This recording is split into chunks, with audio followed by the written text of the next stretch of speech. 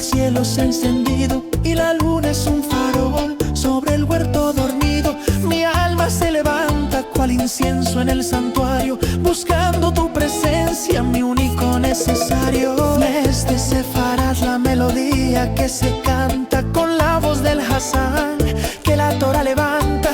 Tú eres la raíz, el tronco, la hoja y el fruto, el silencio que nos habla, el fin de todo luto.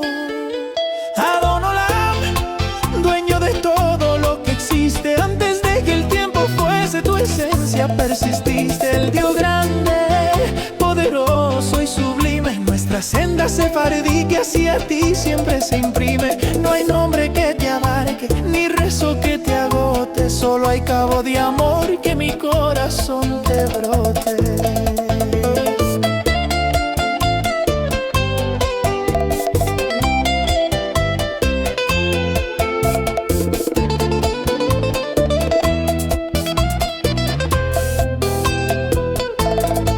Recordamos a Moshe y la zarza que ardía, la columna de fuego que en el desierto nos guía.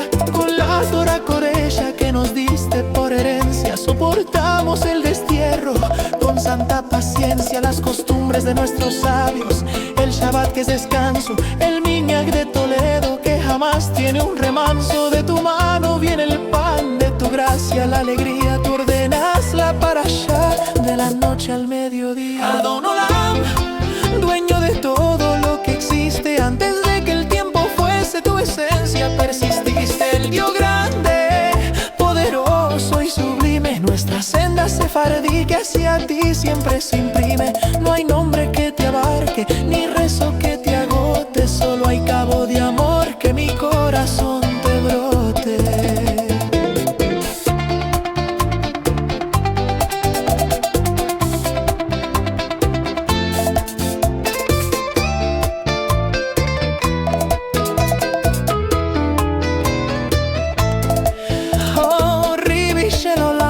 Consuélanos de nuevo, reúne a tu pueblo, cumple el voto y el ruego, que veamos el Bet Hamikdash reedificado y fuerte, y que cese la angustia, que nos libre de la muerte.